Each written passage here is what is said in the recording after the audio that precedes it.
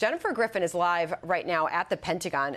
Jennifer, that is certainly not what we've seen. In fact, the EU foreign chief calls the fall of Kabul a catastrophe, criticized the president for withdrawing U.S. troops. French parliamentarian Nathalie Loiseau, we thought America was back. You have German Chancellor Angela Merkel's center-right Union bloc questioning his motives, calling for accountability on behalf of the United States, saying the U.S. bears the main responsibility for the current situation. How are we digesting what we just heard? Well, Sandra, I'm having a hard time digesting what we heard because I couldn't fact check it fast enough in real time because there were so many misrepresentations of what is happening on the ground. To hear the president talk about still having an over-the-horizon capability to see what is happening with the remnants of al-Qaeda, ISIS-K, the Khorasan group, and even the Taliban, that would have required partners on the ground. And what we've seen in recent days is that those partners on the ground have been abandoned. They're in hiding. They're fearing for their lives. They've fled the country. We don't have partners. We don't have eyes and ears. The whole reason that U.S. military cannot leave the airport to go and rescue any Americans who are out in Kabul when British and French special forces can do so is that they don't have any partners left. They don't have partners there who can help them safely navigate. So I don't see how you can say that with a straight face, that they're going to be over-the-horizon capabilities to see the terror threat in Afghanistan when this is all said and done. The damage done to international relations, international standing. We heard, as you said, from international leaders around the world that NATO allies were gobsmacked at the sudden announcement and withdrawal of troops from Afghanistan. And I remember at the time when shortly after the Biden administration took over and the Secretary Blinken went over to tell NATO allies that it wasn't a discussion with allies. It was, we're leaving. And that left other countries, and I remember when the Italians, the French had to make quick decisions to get their people out, and they were shuttering their embassies over the summer. There's still no good explanation for why the SIV process was going so slowly. That was a State Department-run effort, and that we have documented the SIV issue for 4 years, and there has been slow rolling and ridiculous amounts of paperwork and 14 steps only in the last 24 hours. The reason you're seeing 6,000 people be flown out on U.S. C-17 planes is because they stopped asking for all those paperworks, and they're now flying refugees out. So the reason you see a bottleneck in 9 hours where U.S. C-17s haven't been able to take off from Kabul and get any more Afghans out of Afghanistan is because there are no third-party countries willing to allow U.S. flights to land, and those are not SIVs on board those planes. They're refugees, and they are not being given permission by this White House to come straight to the United States. So this is a alternate reality that was just presented from the White House. And I just feel a great deal of empathy, not only for the people of Afghanistan, but for our poor Marines and 82nd Airborne who have been sent back into the airport after having been pulled out unceremoniously, having to lift those babies over the walls and see the scenes of humanitarian disaster that were anticipated. There were discussions about this in the Situation Room, that this is what would happen if the U.S. pulled out, and President Biden took the decision anyway. Jennifer Griffin, about 10 minutes ago, the best Pentagon reporter in the business, said on our air that she couldn't fact-check the president's speech fast enough. That, of course, would be you. We gave you a few minutes. Did you come up with anything else, Jennifer, that you thought might have been a little unusual for the president to include in this speech? Well, I think what struck me, Trace, and I just want to mention that my relationship to Afghanistan and Pakistan goes back to 1993 when I lived in Islamabad and began going to Afghanistan. And what the president said today is that the U.S. has no national interest in Afghanistan.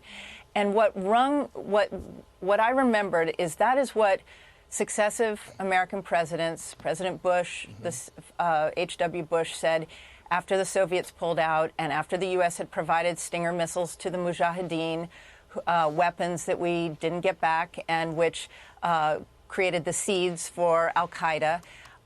What is shocking to me is how little understanding of that region after 20 years of war, that leaving a vacuum in Afghanistan. President Biden said we have no U.S. national interest in Afghanistan. Well, when we tried to pull out of the region, and when I was a young reporter, I was in my 20s, living in Islamabad, one of just a handful of reporters going back and forth to Afghanistan, listening to visiting intelligence officers from Washington coming through, State Department officials telling us that the Taliban were actually a good idea because they would come and bring peace and calm to Afghanistan after the civil war that broke out when the Soviets pulled out.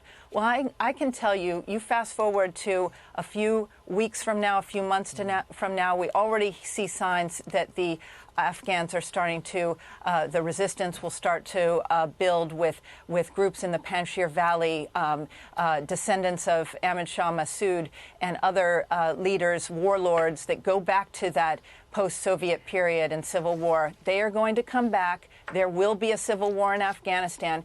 And U.S. military commanders knew it. They told the White House about it. And the president was willing to leave a civil war behind in Afghanistan, saying that there's no U.S. national interest. But we know what happened in Iraq when the U.S. pulled out, when President Biden was Vice President Biden, and the same national security team told us that they could pull out of Iraq with no consequences. 3 years later, U.S. troops were sent in to fight ISIS. So this notion that there's no U.S. national interest in Afghanistan is really a little hard to stomach from my perch after seeing that the same things were said back in 1993 to 95 before the Taliban came and gave bases to al-Qaeda and bin Laden. Just remember that without intelligence bases in Afghanistan, without partners in Afghanistan, we couldn't carry out the mission against bin Laden that U.S. troops did 10 years ago. All of those things, we've just gone dark in a part of the world that is very dark. And I can tell you it is like Groundhog Day listening to the words coming out of the White House about how the U.S. does not have a national interest in that region. You go back to what we just heard right now from the president as the Secretary of State, Antony Blinken, stood at his side along with Vice President Kamala Harris. First time we've seen them all together since this withdrawal began. And since the fall of Afghanistan to the Taliban. We did not hear from Blinken. The president turned around, sort of referenced him a couple times. He did not jump in, and they certainly did not take questions. The president spoke for 10 minutes. He took questions for 18. The White House has since called a lid. That's it for the day. It doesn't look like we will be seeing from him or hearing from him. Something else that we did not hear from him, either in the questions or in the speech, was about the Taliban members now armed to the teeth with U.S. weaponry. The helicopters that they have now, that they have seized on the ground there, the sniper rifles, the Humvees, the trucks, as you say, the smaller weapons that they have in their possession from the U.S. military. I didn't hear anything about that from the president just a short time ago, and any plan to try to seize those or get them back. I mean, it's really impossible, Martha. Excuse me, Sandra. We are looking at images of the Taliban. They are holding American M16 rifles that we have basically resupplied the Taliban, which had 70,000 members a few weeks ago, and now they're flooded with $85 billion of American weaponry, and not just small arms. Small arms you can get anywhere, but it's the advanced communications, the equipment that you can use to move around the battlefield. That's something Russia and China would love to get their hands on. There are advanced weapons. You have warplanes that were left behind. You have so much. Military drones. It's not possible for the U.S. to go in and shoot every person who's holding an M16. We have just flooded this country with weaponry. And again, if you think that's not going to blow back and that the U.S. doesn't have a national interest in Afghanistan and Pakistan, I also want to follow up on something that Aisha said about Pakistan. Let's not forget that where the Taliban was formed. The Taliban was formed, and I was living in Islamabad at the time, by the Interior Minister of Pakistan. The ISI, the Intelligence Service of Pakistan, has been funding the Taliban for the entire 20 years of the war, and we have been able to do nothing to stop it as the American government. We almost gave up on diplomacy with Pakistan after the bin Laden raid. We have, if you look at the Haqqani group, which is the strongest Taliban commanders, are all from Pakistan. And so we did not lay the groundwork for pulling out of Afghanistan. We did not involve the Pakistanis. We did not get assurances. All that we did, and this started under the Trump administration, the elevation and legitimization of the Taliban leadership. We asked Pakistan in 2018, we pressured them to release Mullah Baradar from a prison in Karachi so that Ambassador Zalmay Khalilzad could negotiate with him a peace deal, if you will, in Doha, Qatar. Mullah Baradar was flown back and will be coming into Kabul in the coming days. It will look like the Ayatollah returning to Tehran. We have left a vacuum, and we do not know where this will end. But I can tell you this.